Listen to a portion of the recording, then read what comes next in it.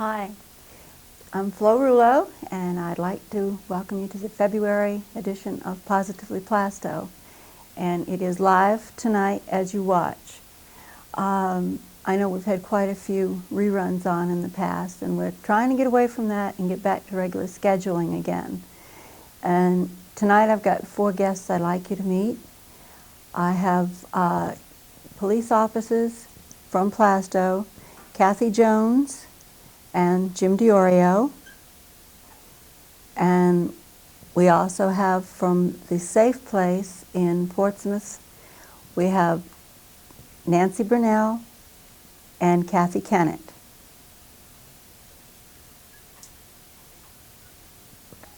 And I want to thank you all for coming in tonight. And what are you going to tell us about the Safe Place? Well, we absolutely welcome the opportunity to come on the show and talk with you about the shelter, and also to make a plea to the Plaistow community for volunteers. What we're trying to do is expand our program into this area, and so we're looking to the community to lend a hand. How many volunteers do you usually have? I believe we have approximately 85 volunteers at the present time. And volunteers at a Safe Place do everything that needs to get done. But maybe what we need to do is start out and tell you what a Safe Place is. You want to share some information? Sure. I think the one thing that we're known most for is that we have a shelter in Portsmouth that can provide emergency shelter for battered women in Rockingham County and Stratford County. But there are also a variety of other services that we provide that it's nice to get a chance to talk about, because I think people don't always remember that there are a lot of other things that we do. We have a 24-hour hotline that somebody can call just for support or for information, or if they're in crisis and they need a hand. We have support groups. We have a legal advocacy program, so that if somebody needs some protection from the courts, we can go with somebody, help them get a court order, go to hearings with them. We have now a parenting support group for battered women, which we've just started, which is very exciting. And we also have a full-time public ed person who comes in and does speaking with groups and can talk about a safe place and about abusive relationships. So there's sort of a wide variety of things that we do, and our coverage is 24 hours. So at any time, people can get in touch with us, which is, I think, an important thing for people to know.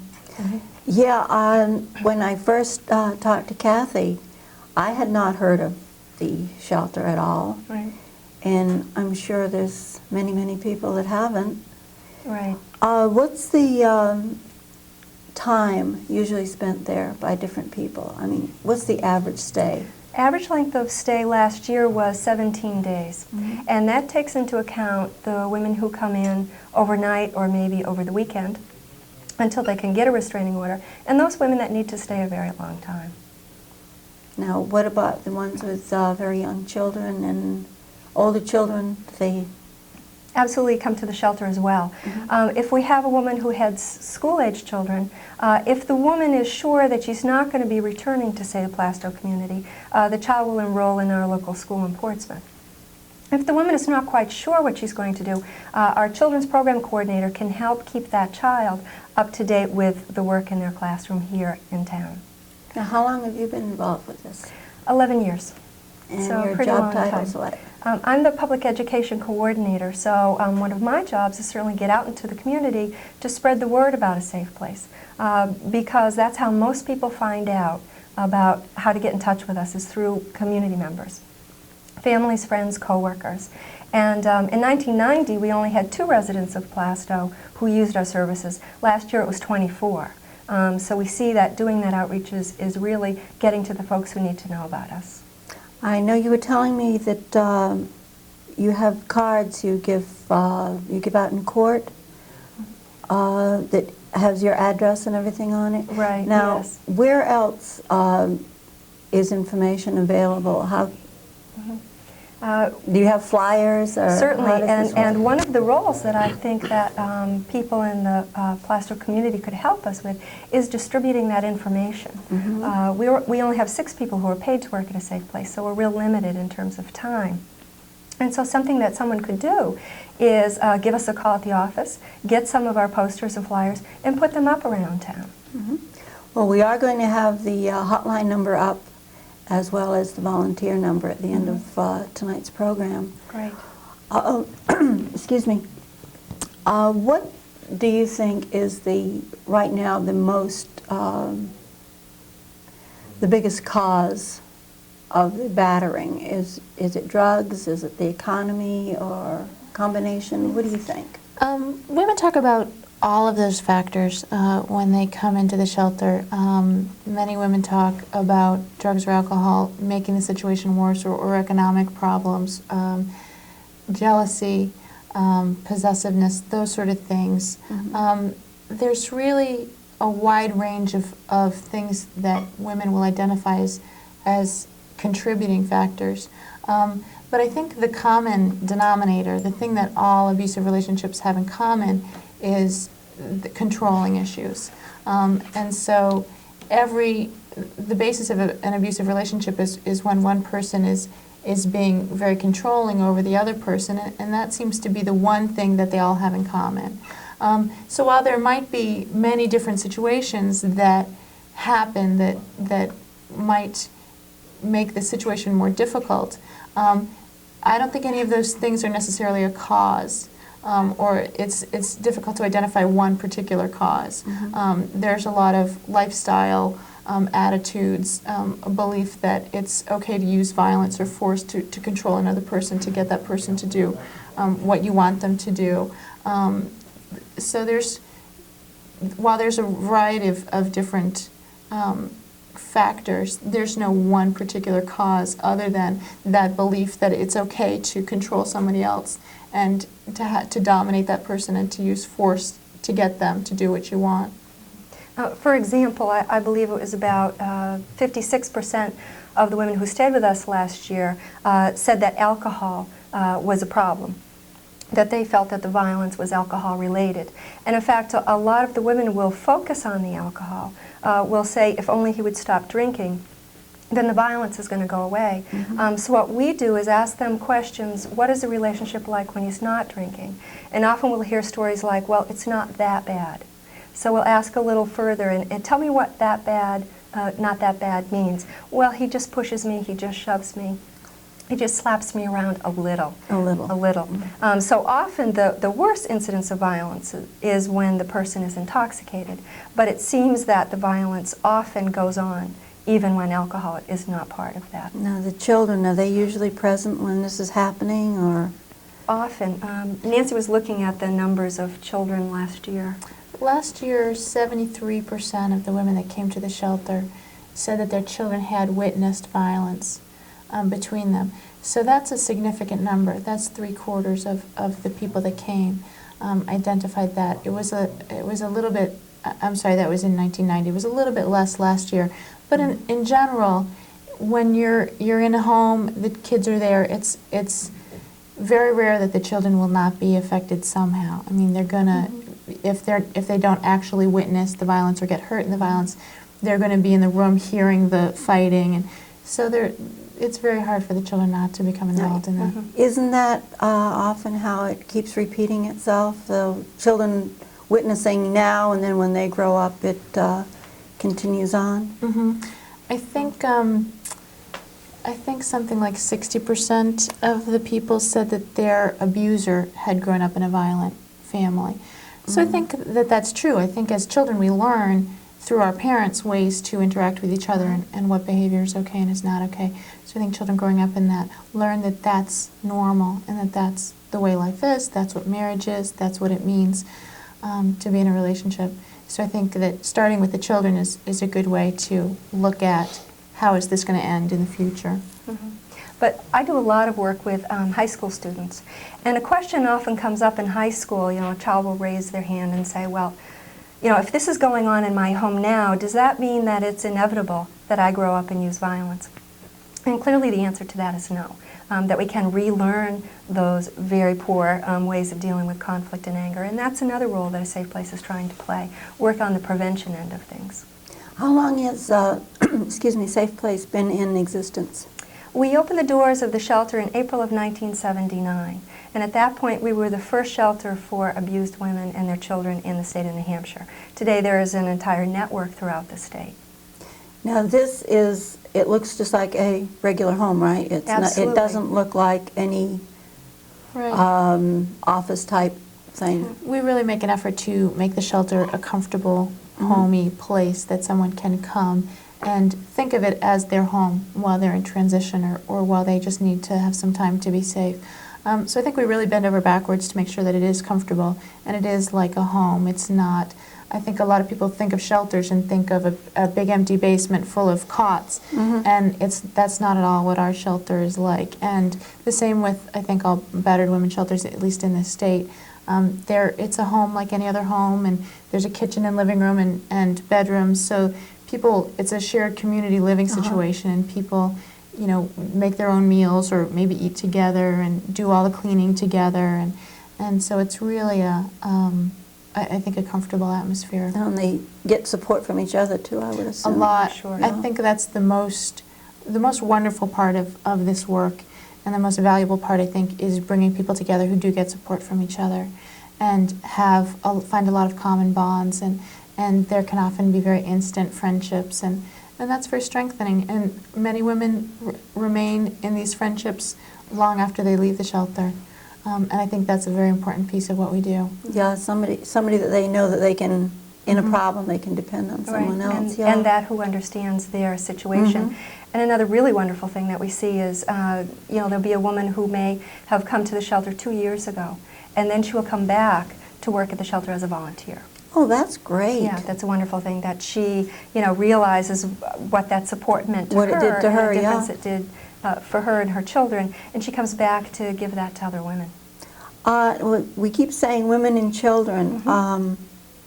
What about battered men? Absolutely. And we provide services to men as well as women. And that's something that I think people who know about A Safe Place don't realize, and that's an important thing to recognize. I think FBI estimates that 95% of abused spouses are women, and so that leaves 5% who are men. And we certainly provide all those same services.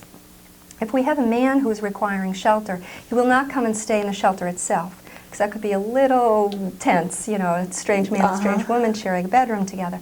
So what we do is we provide shelter in a host home, which is a home of volunteers, folks who have gone through our volunteer program, and will open up their home to a battered man, or also to overflow when the shelter's full. And that's another thing that we're hoping that the Plaistow community can help us with. Because often I think it would be difficult from a woman from this area to think about coming to Portsmouth, particularly if she has a job here. It would make it very difficult for her to get back and forth to work. And so what we would really love to see are several host homes in this area, so women don't have to be so far away. I see.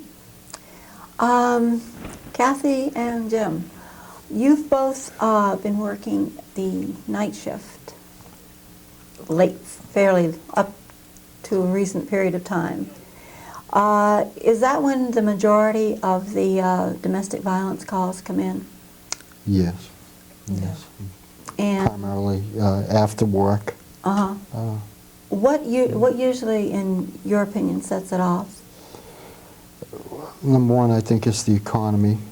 People without jobs, lacking jobs. I feel, my personal feelings is 95% is alcohol related.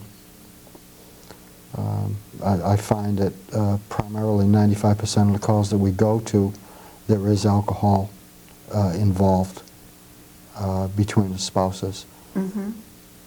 Now, children are present then, too, when you show up and everything?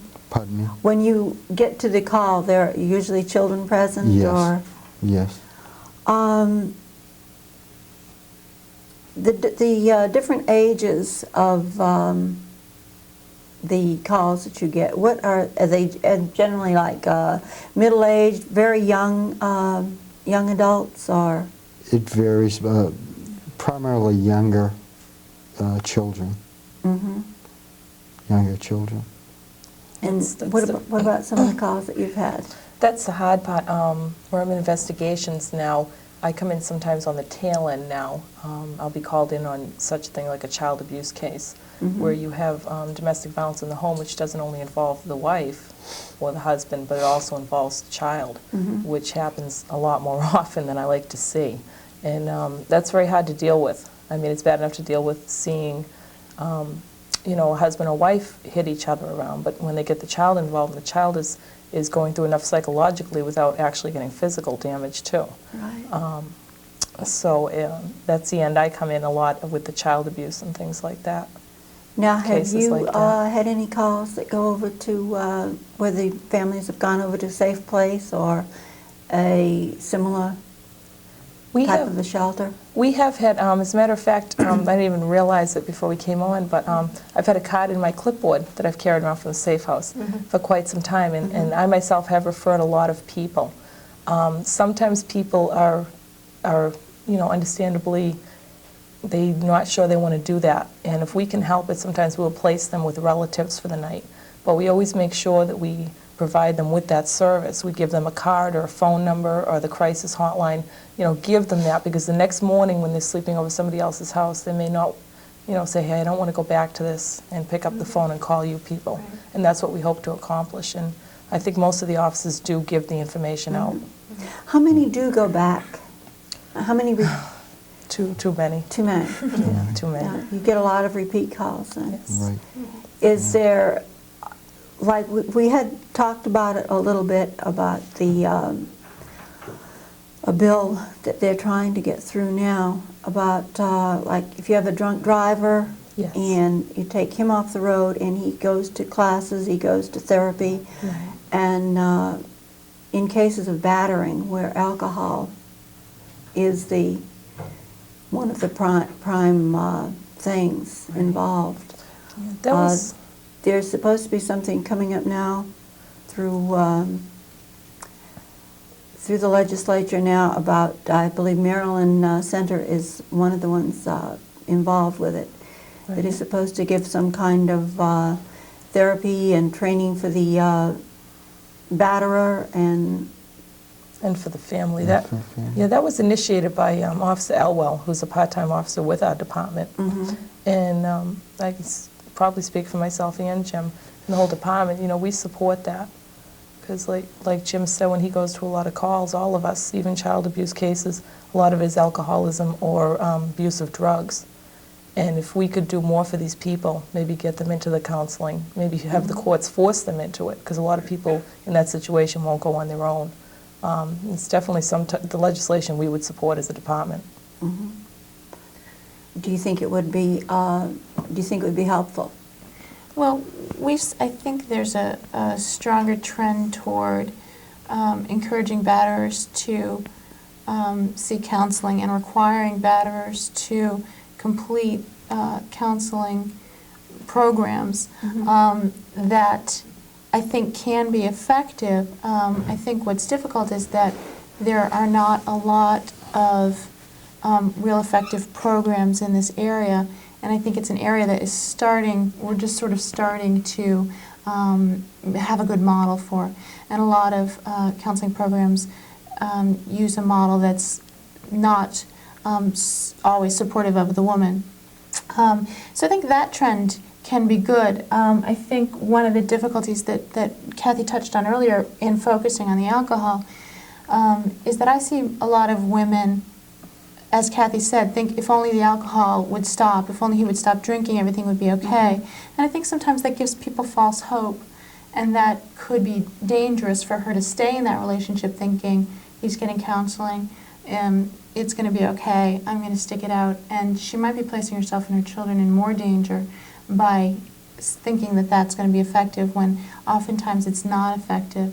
And removing, even if you can, remove the alcohol abuse, you know, sometimes battering doesn't stop, and, you know, may to varying degrees still be there, but that woman still could be in danger. So I think we have to be careful of not placing too much hope in that as the answer, while perhaps, you know, dealing with those issues is important.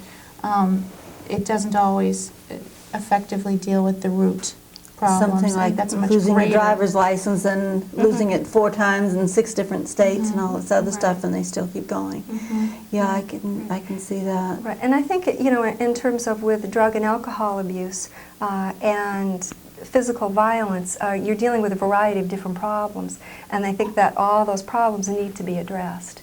You know, and I think to concentrate only on the alcohol or drug abuse problem and not dealing with how does this person deal with conflict and anger would be a disservice. You know, certainly they're equally important and need attention. We'd have to be careful about what kind of a program is developed to address those combinations of needs. What are your feelings on the economics now? Do you think that's a big factor?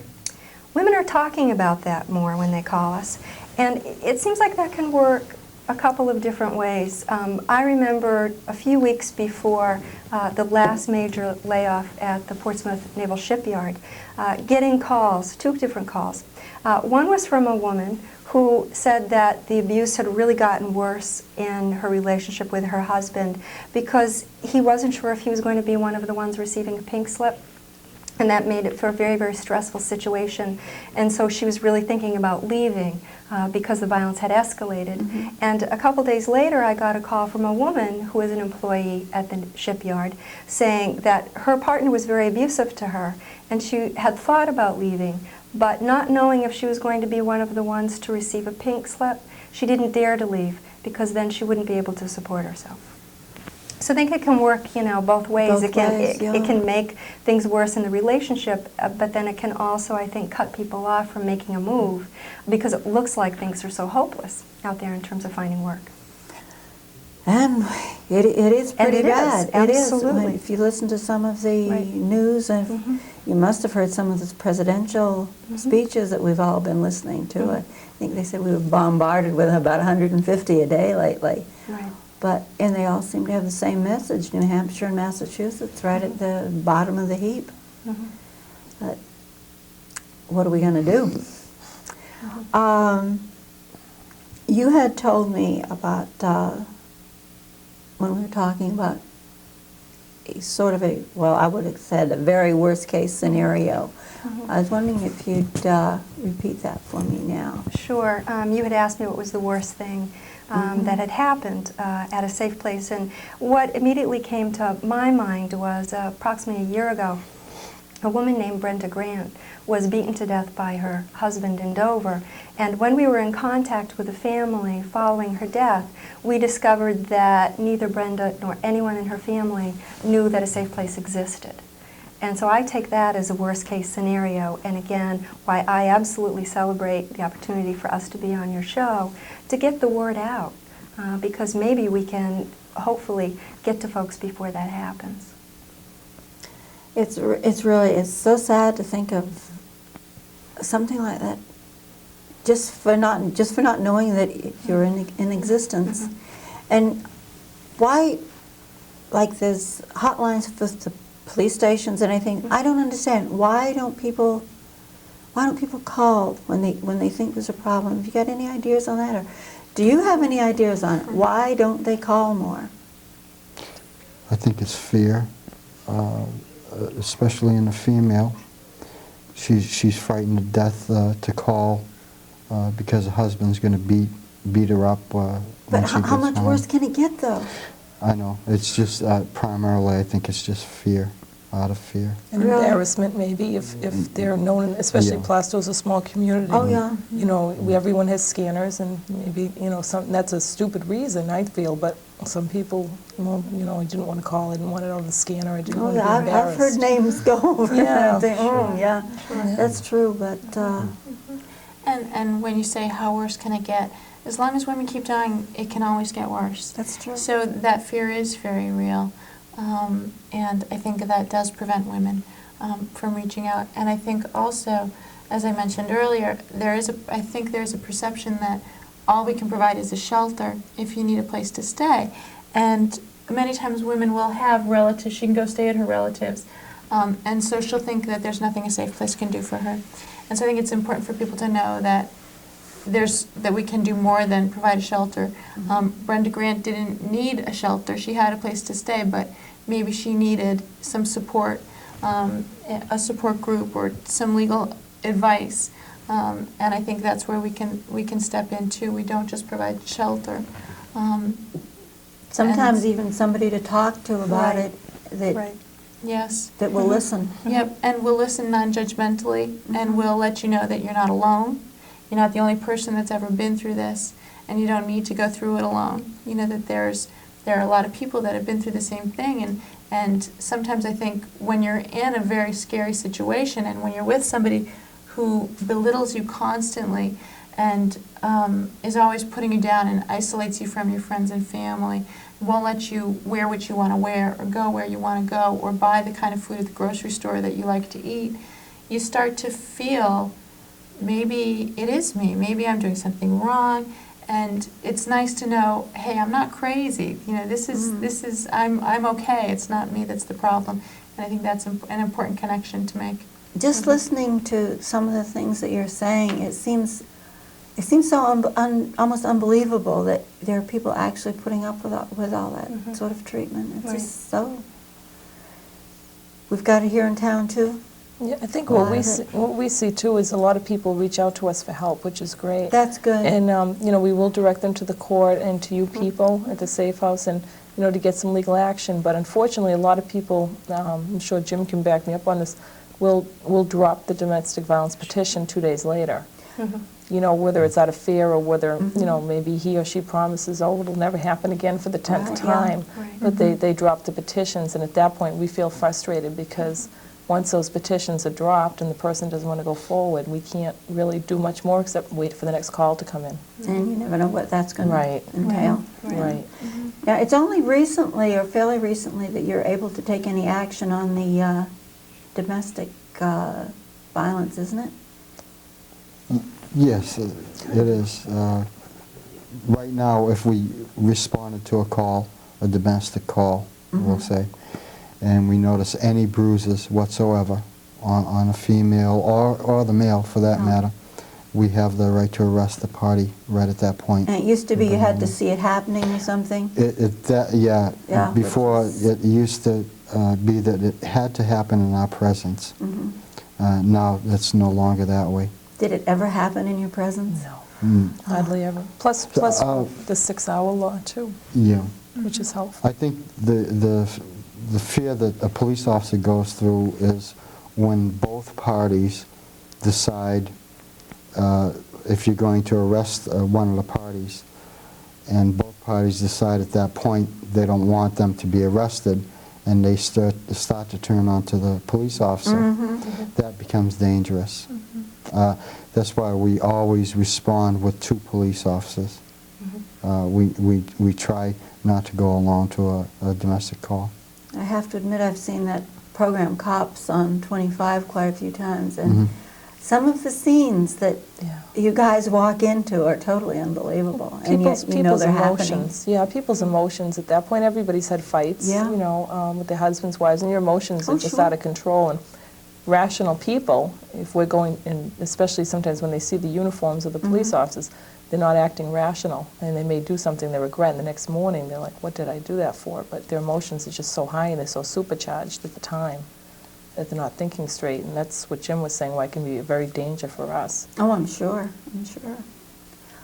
What are the basic age limits on the people that you've had in the home? In the time that I've worked at a safe place, the age range of the women who have come to live with us has ranged from 15 to 83.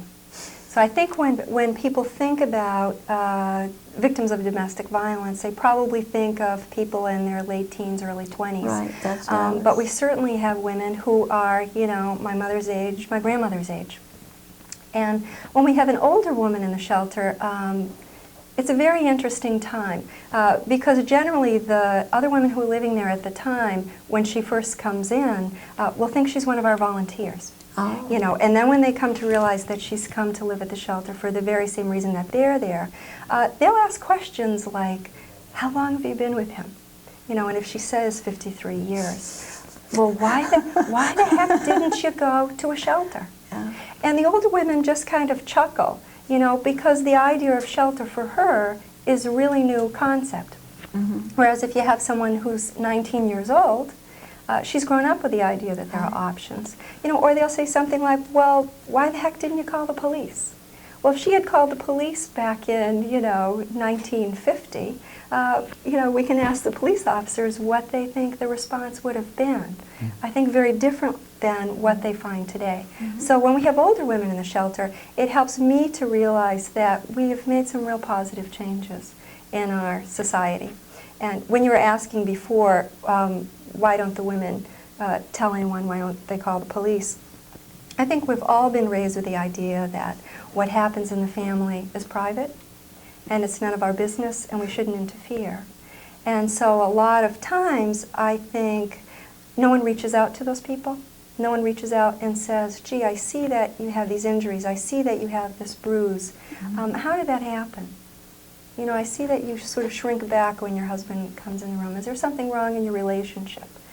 So families generally have been very, very isolated, and it's really in the last 15 years that we have decided to look at the problem of family violence, both child abuse and spouse abuse, and say that as a society we're no longer going to turn our back, that we're going to pay attention to that, and we're going to make some changes. It's excellent. What you're doing really is. What are some of the hopes that you have for the Safe Place? Some of the things that you'd like to see happen? Well, our biggest hope is that someday we work ourselves right out of business. Well, that would be wonderful. a day to celebrate. And I think that we're also very blessed during that transition period to a nonviolent world. We're blessed with lots and lots of support from the community. When I first started working at a Safe Place, we were still in the process of educating the community about this problem. You know, did it exist at all? And I remember going to budget hearings and having people say to me, why should we support the services of a Safe Place? You're in the business of breaking up families. And how I would counter that is, we don't tell people what to do. We never tell a woman to leave her partner. We try to provide options. And indeed, what we may be in the business of is saving lives. I find today that I don't have to say that. That people already understand that it's a problem. I think there's been a lot of community awareness about that. And so I think that we're making real positive changes that way. Okay. You were telling me also about not a store, but a place where anyone that comes to you that is setting up or trying to set up a new living quarters for themselves, that you have quite a few of the necessities. And would you like to go into that a little bit more? Okay. I think she's talking about Operation Blessing. Is that what it is? Okay. That's one group that is in Portsmouth that provides clothes and furniture, things like that for people that are setting up an apartment and can't afford to buy those things. And we often try, when women are leaving the shelter and moving into apartments, to hook them up as much as we can with resources like that. Oftentimes people will call us and say, I have a couple beds, can you use them? And if someone's moving out that might be able to use them, we can hook them up together and help people get set up so that when they have 4 kids and are moving into a new apartment, they don't have to start from scratch right from the beginning. So Operation Blessing is one of those resources that we use. And the community is another resource that we use all the time with people's donations. A lot of what we have in the shelter and what we have for people when they leave are donations from the community. So we're very lucky to have those. I know we have in town here, we have what they call the clothes closet over at the town hall. And there was a statement up on the message channel the other day that it is full. Well, maybe your area would be a place where people could donate some of the things that they have now that the clothes closet is full, and till further notice, Right. maybe they could get in touch with you with some things that they don't need any longer. Kathy and Jim, what do you think of I don't mean to put you on the spot, but I probably am just a little bit. What do you think about this idea of putting out some more of our streetlights, or a good deal of our streetlights? Well, seeing as Jim is my senior sergeant, I'll let him start on that. I like that. Okay. No, I believe we could always use more streetlights. More. For well-lit. I know this is town. supposed to be strictly for traffic safety and all this, For but traffic safety, yeah. they're crime deterrent too, and Yeah, we've been pretty fortunate, though, around town, so far. so far. So far, we've been pretty fortunate. But you wouldn't strongly or anything say that maybe we should get rid of them, would you? I answer that question. I'm sorry. I really shouldn't have put you on the spot like that. But I think they, from my opinion, I think they can be a definite deterrent because, you know, we've talked to people that we've arrested in the past, and that's how we learn a lot of information. You know, how does a burglar work? How does, you know, how do people work? How do they tick? And a lot of people will say they look for houses that are in dark, you know, dark areas and things of that nature. So, I mean, no dogs barking or... Right, dogs barking, right, exactly, you know, things like that. So I think they are a help. That's good to know. I hope everybody is making note of what you just said. What do you think one of the biggest problems in town is right now, as far as domestic violence and stuff is concerned? I would say, from what I've seen from my standpoint, investigations is again the breakdown of the whole family. You know, we go to a lot of husband and wife things, but there just seems to be more children involved, and it's just a total breakup of the whole family. And I see a lot of kids that are really, really being hurt.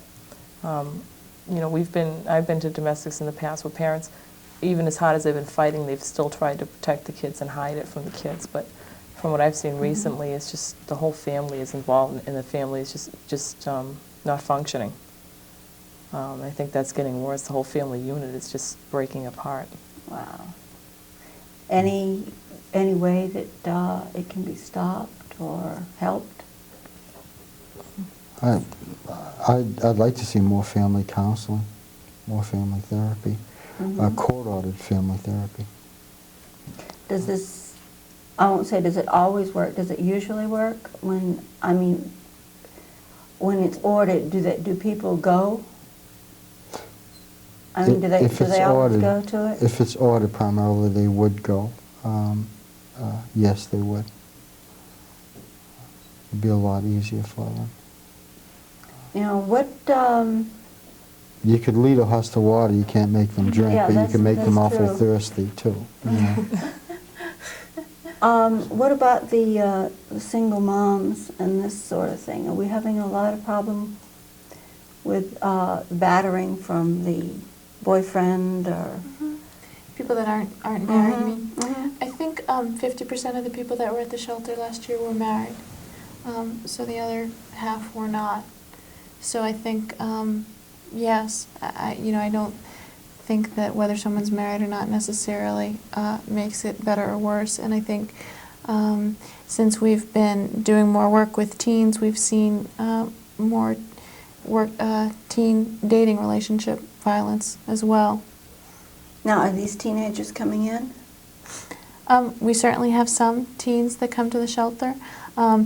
With more teens that tend to be living at home with their parents might not need to come to the shelter, but we've done more work in the courts helping teens get restraining orders, protective orders to keep the abuser away from her home. What about in cases of parental abuse? Can they just come in, or does it have to be a court order or something from school? How does that work? If it was a case where there's a minor child being abused by a parent, what we would do is we are mandated to report that to DCYS, and we will do that, and we will tell the child that we are going to do that, because that's a case of child abuse. and that falls into a whole other category than the folks that we provide services for. I see. What have I left out? Can you think of anything you want to tell me about anything? One thing that I was thinking about when Kathy was talking, that I think you're right that a lot of the children are being involved in the violence. I believe 14% of the children who stayed at the shelter last year were injured, trying to protect the mother, trying to keep the violence from happening. And it's often at that point where the children either are directly abused themselves or are starting to exhibit behaviors similar to the abuser, that the mother decides it's time to leave that relationship. About 50%, I would say, of the women who stayed with us last year stated that as a reason why they decided to leave. So we can see that for the women, often they think that they should stay and put up with the abuse because then at least the children have a father, at least the children have a home, they have food, they have clothing. But it's when the kids start being abused that they decide that things really need to change. And we see that as a positive move, that the mother is helping the children by getting out of that abusive relationship. And through our children's program at the shelter, we're trying to do more and more work with the kids, one-on-one support, taking them on outings, helping them to relearn what being a child should be. You know, a lot of times at the shelter we'll have children who are 3 or 4 years old who are sitting very, very quietly on the couch with their little hands in their laps. And when I see that, I get really upset because if anyone has dealt with 3 and 4 years old, they don't do that kind of thing. No. And you know, and so I'll ask the moms, you know, why is your child so well behaved? And they will be pretty straightforward with saying, well, I think it's because if they cause a problem at home, if they spill milk, if they don't feed the dog, if they leave their bicycle out, whatever, that they know that that makes Dad mad. And when Dad gets mad, what he does is hit Mom. So the children are trying to keep the violence from happening by changing their behavior. So what we try to do at the shelter is help the kids to realize that using violence to get what you want, using violence to deal with conflict and anger isn't okay. And that it's only the person who's using that violence who can stop. And then again, helping them to be kids. You know, we spend many hours at the beach and at the Children's Museum, and just on outings to sort of inject a little joy and a little fun into their lives. Teaching them to be kids. Absolutely. Freeing up that space for them. And even when a mother goes back home, and I'll tell you, I think that that's the hardest part I see of my work at a safe place, is when a child comes to the mother, when the mother's saying, I've decided I'm going to go back, and they're saying, oh, Mommy, please, let's not, because you know how Daddy is. Because it's not that child's decision to go back. But what I hold on to is, at the very least, this child has lived in this house where nonviolence is the norm. You know, there's no hitting, there's no spanking, there's no yelling. And they've seen that there are options, that there are people in the community who believe that people shouldn't be hurt in families. You know, the people who love each other shouldn't hurt each other. And that I hope that that plants a little seed somewhere in their heart or soul or mind that they can hold on to. Now the wives that go back, how many times does that work, and how many times does it wind up they coming back to you? They often come back to the shelter. About 25% of the women who stay with us each year return to their violent partner. I would say about half of those who return because they have contact with their partner and he promises to go to counseling. Maybe candy or flowers are delivered to our public location downtown. I'm sorry, you know, I love you. I won't ever let it happen again. So they go home because what they want is for the violence to stop. What they want is to be able to keep the family together. So they go home holding on to that hope. I think the other half of the 25% go home not because they want to, but when they look into the community, see what jobs options there are, see what welfare levels are, what apartments cost, they don't think that they can support themselves and their children, so they go back for that reason. I feel very, very upset when that happens because that's not the woman's choice. And I really see that that's something that the whole community needs to be working on, to providing more options. But then again, of that 25% that go home, a fair number come back to live at the shelter again. I think 21% of the women who stayed with us last year had been at the shelter at least once before. So we can see that it can be a very long process. Sometimes we've seen children grow up before our very eyes. You know, they've been to the shelter 3 or 4 times over a period of 6 years. And we often see the children becoming increasingly violent themselves. And it usually isn't until, as I said before, that the children start to exhibit some of those behaviors that the mother leaves for real. What about the abuse to the elderly? Do you see much of that in any of your calls? We've been fortunate. We haven't. Oh, that's wonderful. We've been very fortunate. And how about going into the shelter? Do you have Certainly, much of that? we have some calls from elderly persons or friends or neighbors of elderly persons who are being abused by their caretakers. But that's a very small number. Who we hear from most often in elder abuse cases are women who are being abused by their husbands. I think when we think about elder abuse, we don't think about it happening between spouses, but it's certainly there. Wow. Yeah. After all those years? After all those years. Amazing. Right. So it doesn't always get better then? No. And what we find is if nothing is done to intervene, be that intervention by the police, by the courts, counseling, some kind of intervention, that the violence almost always gets worse. It may start out in a dating relationship as jealousy, possessiveness, little pushes, little shoves. But if nothing is done to halt that, it very often goes on to life-threatening violence. I don't know. It's an awful circle.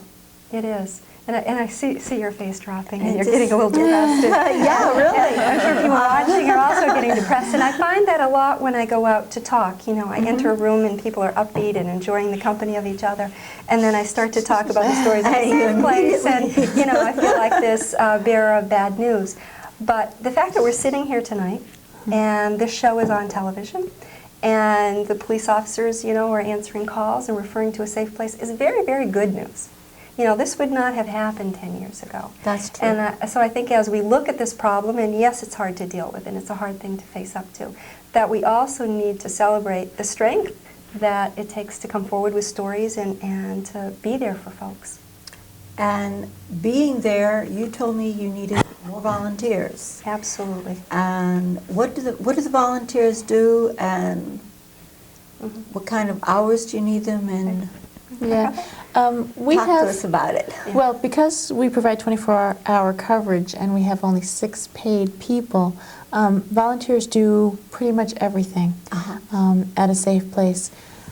We have volunteers that come into the shelter and spend time with the women, maybe just having a cup of coffee and talking about, you know, what's on the news that day or something like that.